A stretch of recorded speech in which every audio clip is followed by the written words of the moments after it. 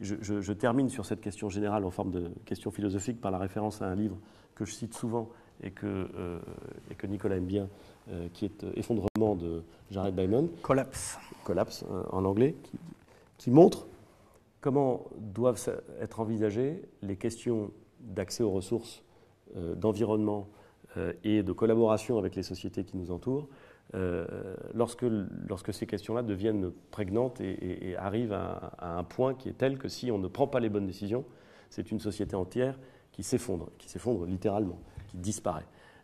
Et je trouve que cette question-là est une question assez obsédante. Moi, elle me taraude beaucoup plus que certains ne peuvent l'imaginer. Comment est-ce qu'on fait pour éviter que notre société humaine n'arrive pas au point où elle serait condamnée à s'effondrer? C'est une question compliquée. Il aura fallu ce Facebook Live pour que je sache que vous aviez, Monsieur le Premier ministre, lu. C'est parce que tu n'étais pas attentif, parce que je Effondrement. l'ai cité dans mon discours de politique générale. Et c'est très intéressant parce que, en fait, ce livre essaye d'expliquer pourquoi un certain nombre de grandes civilisations ont disparu. Et le petit dénominateur commun, si je fais court, c'est la difficulté qu'ont eu ces peuples et ces civilisations à prendre en compte la limite des ressources Absolument. dont ils disposaient.